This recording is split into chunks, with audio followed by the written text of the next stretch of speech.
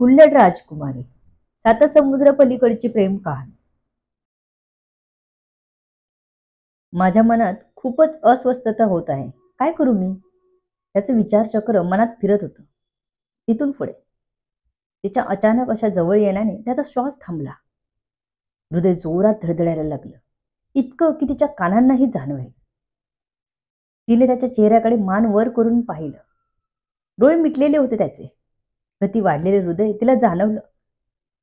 तो जागा असल्याची जणू ते पावतीच देत होते ते.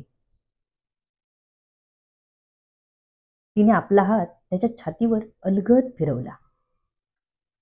तशी एक अनामिक भिनभिनती लहर त्याच्या पूर्ण अंगातून धावली. त्याने तिचा हात आपल्या हाताने तिथेच थांबवला. कारण पूर्ण शरीराला त्याच्या एक विलक्षण भावना स्पर्शून गेली होती. विजेचा झटका बसावा तसा शरीराला त्याचा झटका बसला होता. अंगाला जास्त थरथर जाणवू लागली. त्याला तिला अजून जवळ ओढून घेण्याची तीव्र इच्छा झाली.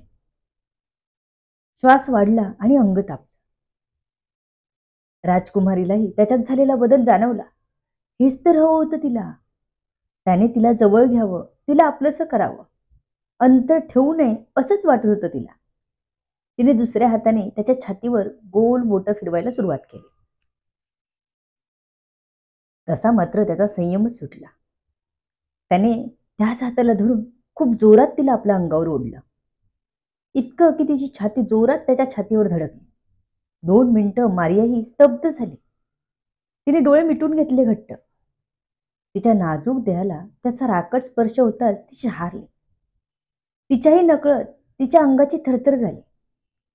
त्याचा तिच्या दंडावर रुतलेला हात किंचित वेदना देत होता. तो सगळं विसरला होता तिला आपल्या जवळ बघून. तो वास्तवात नव्हताच. त्याचे डोळे तिच्यावर खिळले होते. तिचा गोड चेहरा आणि ते गुलाबी ओठ, गोरी कांती, त्यावर लाजेने आणि वेदनेने आलेले लालपण, ती वेगळीच भासत होती त्याला. स्वर्गीची अप्सरा जणू आपल्याशी मिलनास आतुर आहे असं वाटत होतं त्याला. त्याने त्याच वेगाने तिला फिरून पलंगावर दाबलं. एवढीशी ती त्याच्या अंगाखाली दिसतही नव्हती. पलंगात घुसून गेली होती ती. त्याचे राखट हात तिच्या मानेभोवती गेले.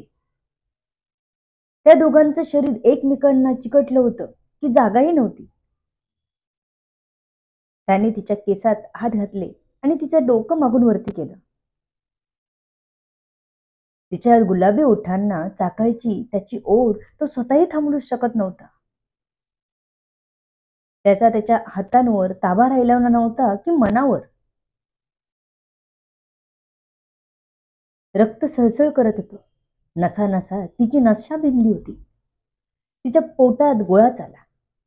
कारण इमॅजिनेशन वेगळं आणि वास्तव खूप फरक होता. त्याचा राकट हालचाली तिच्या नाजूक देहशेष्टीला पेलवणाऱ्या नव्हत्या. तिने घट्ट डोळे घाबरून बंद करून घेतले. थरथर वाढली. श्वास घ्यायला मिळत नव्हता. त्याने तिचे ओठ आपल्या ताब्यात घ्यायला जाणार की त्याच्या हातात राजकुमारीने मानस टाकली. ती घाबरली होती त्याला. तिला कधी चक्कर आली की तिला स्वतःलाही कळलं नव्हतं. तेव्हा कुठे नरेश भानावर आला. तिच्या अंगावर स्वतःला बघून पटकन बाजूला झाला. ती बेशुद्ध पडली नसती तर तो नक्कीच पुढे गेला असता. आणि ह्याचं त्याला भानही नव्हतं. इतका तो हरवला होता तिच्यात. तिच्यावरून बाजूला होऊन त्याने तिच्या तोंडावर अलगद पाणी शिंपडलं. तशी तिने थोडी हालचाल केली. त्याने खुनीनेच तिला बरं वाटलं का असं विचारलं. तिने हो सांगितलं मानेने. पण आता त्याची थोडीशी भीती वाटू लागलेली. त्याचं ते थोडं आक्रमक होणं तिला घाबरवून गेलं होतं. तो मात्र आता शांतच होता. कारण ही अवस्था याआधी कधीच झाली नव्हती त्याची. तो स्वतः पुढे हतबल झाला होता. कसं यातून बाहेर पडावं कळत नव्हतं. त्याने स्वतःला शिक्षा करून घेण्यासाठी हात 3-4 वेळा जोरात भिंतीवर मारला. त्याच्या हाताला बऱ्यापैकी दुखापत झाली होती. तशी राजकुमारी अजूनच घाबरली. त्याला खूप वेळा इमॅजिन केलं होतं तिने, पण आत्ताचा त्याचा अवतार बघून मात्र ती थरथरत बेडवरून खाली उतरली. त्याच्या हाताकडे बघत एक एक पाऊल पुढे टाकू लागली. त्याने मात्र तिच्याकडे रागाने बघत तिला तिथेच थांबायला सांगितले. तो मात्र तिथून तडक बाहेर पडला. सूर्यभानला शोधायचं होतं. या सगळ्यात त्याच्या हाताला लागलेला तो विसरलाच होता. तो कक्षातून बाहेर येऊन सूर्यभानला शोधत होता. आता रात्र बरीच झाली होती. सगळे गाढ झोपले होते. सूर्यभान त्यांच्या कक्षाबाहेरच तिथेच एका छोट्या बेडवर गाढ झोपला होता. सूर्यभान उठ. त्याने सूर्यभानला उठवलं. राजन, मी स्वप्न बघतो का की खरंच आलात तुम्ही? तो बिचारा झोपेतून उठून नरेशकडे बघत म्हणाला. त्याला अचानक झोपेतून उठवल्यामुळे आपण स्वप्न तर नाही ना बघत याची खात्री करून घेत होता तो. दिव्यांच्या मंद प्रकाशात त्याला नरेश अंधुक दिसत होता. सूर्यभान, तो ओरडलाच. तसा सूर्यभान गडबडून उभाच राहिला. राजन, त्याने तो एवढ्या रात्री तिथे म्हणून आश्चर्याने विचारलं. एका दासीला राजकुमारी सोबत पाठव आणि थोडं सरक, मी इथे झोपतो म्हणत नरेश त्याच्या इथे बसलाही. राजन, राजन, तुम्ही इथे नका झोपू, तुम्ही दुसऱ्या कक्षात झोपा. पण झालंय काय? असे एवढ्या रात्री तुम्ही उठून बाहेर का आलात? राजकुमारींसोबत काही झालंय का?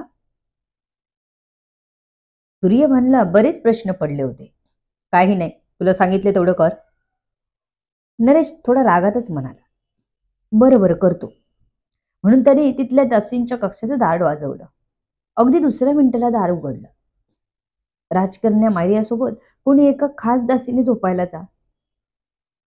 सूर्यभानने त्यांना सांगितलं. तसं तिची महालातून आलेली दासी मारियासोबत झोपायला आली. सूर्यभान पुन्हा नरेशकडे आला तर तो त्याच्या जागी आडवा झाला होता. राजन, तुम्ही इथे नका झोपू, तुम्हाला मी एक कक्ष तयार करायला सांगतो. म्हणून तो पुन्हा दासींकडे गेला आणि त्यांना नरेशसाठी एक कक्ष तयार करायला सांगितला. कक्ष तयार होताच त्याने नरेशला तिकडे चालायला सांगितले. सूर्यभानचे अजून त्याच्या हातावर लक्ष गेलं नव्हतं. तसा नरेश त्याच्या पाठोपाठ तिकडे गेला. सूर्यभान, नरेशने आवाज दिला. राजन, काय झालं? तो असं म्हणून बाजूला बसत होता की त्याचं लक्ष नरेशच्या हाताकडे गेलं. हाताच्या नसा काळ्या पडल्या होत्या. त्यातून रक्त येऊन सुकलं होतं. राजन, तुम्ही पुन्हा स्वतःला दुखापत केली? का करता असं? किती लागलं बघा तुम्हाला? सूर्यभानने घाबरून बोलत होता. काळजी होती त्याच्या बोलण्यात. त्याच्या डोळ्यातून पाणी येत होतं. नरेश मात्र काहीच बोलला नाही.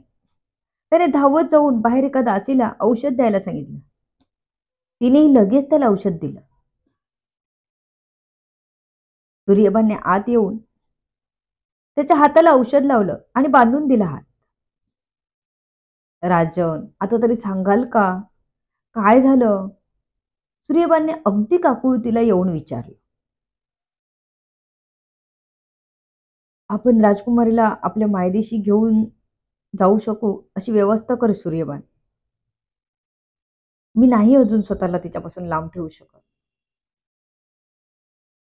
नरेश एकटक तिथल्या दिव्याकडे बघत म्हणाला. पण नेमकं काय झालं ज्यामुळे तुम्ही हात आपटून घेतलात राजन? सूर्यभानने पुन्हा विचारलं. तुला का सर्व सांगायचं? नरेश पुन्हा वैतागत म्हणाला. तसा सूर्यभान गप्प झाला. नरेशला त्या कक्षात काय झालं हे सूर्यभानला सांगायचं नव्हतं. बरं, नका सांगू, पण आता आराम करा बघू तुम्ही, सूर्यभान म्हणाला. एकदा राजकुमारीची चौकशी करून ये. ती झोपली का?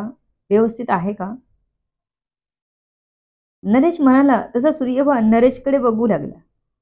नेमकं त्याच्या डोक्यात काय आहे आणि काय कांड करून आला एवढं? कदाचित राजकुमारी आणि राजा नरेश? हाच विचार त्याच्या डोक्यात आला. राजन, तुम्ही आणि राजकुमारी? त्याने आपली उत्सुकता विचारलीच नरेशला. नाही, सूर्यवान, जेवढं सांगितले तेवढं कर. नरेश ह्यावेळी चांगलाच वैतागून बोलला. दासीने आत प्रवेश करताच हुंदक्यांचा आवाज आला. प्रिन्सेस, तुम्ही रडताय? दासीने तिच्या डोक्यावरून हात फिरवत विचारले. तसं तिला अजूनच रडू आलं. तिने दासीला घट्ट मिठी मारली. दासीला कळेना मारिया एवढ्या रात्री का रडत आहे. दासीने मारियाला रडू दिलं. तिचं सांत्वन केलं. ती झोपली. रडून रडून थकली होती. इतक्यात दरवाजावर टकटक झाली. दासीने दरवाजा उघडला तर सूर्यभान उभा होता. प्रिन्सेस कशा आहेत? झोपल्या का?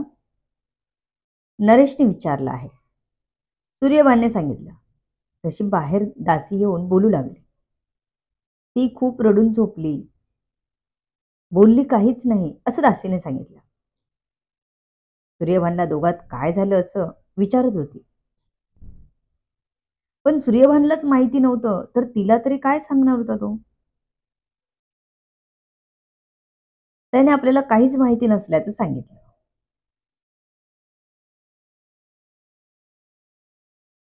तशी ती दासी पुन्हा राजकुमारीच्या कक्षेत गेली आणि सूर्यभान नरेशच्या कक्षेत आला. कशी आहे ती? सूर्यभान जसा आत आला तसं त्याने एकदम अधीरतेने विचारला. स्वतःचाच राग येत होता त्याला. आपण किती तिला आक्रमकपणे हाताळलं. ती एवढीशी नाजूक आपल्याला घाबरून बेशुद्ध पडली. सूर्यभानने ती व्यवस्थित असल्याचं सांगितलं. झोपली असल्याचं सांगितलं. त्याला तिची अवस्था आठवली आणि हृदयात एक किंचित कळ आली. त्याला ह्या विचाराने अजिबात झोप लागेना. तो येराझारा घालू लागला. सूर्यभानला जाग आली तर नरेश बाजूला नव्हता. त्याने बघितलं तर तो फिरत होता हात मागे ठेवून. मग तोही उठून बसला. नरेश मात्र मारियाच्या विचारात हरवला होता. आपण तिला खूपच घाबरवलं का? असं वागायला नको होतं आपण. काय करावं नव्हतं कळत त्याला. जाऊन एकदा आपल्या मनाच्या समाधानासाठी बघून यावं का तिला? तो विचार करत दरवाजाकडे गेला. To be continue. सर्व गोष्टी कळण्यासाठी पुढील येणारे भाग वाचायला आणि ऐकायला विसरू नका. तुमच्या अमूल्य प्रतिसादाची आतुरतेने वाट बघते. लेखिका शब्दवेदी उर्फ संतोषी गजानन राणे, पाताळे. धन्यवाद.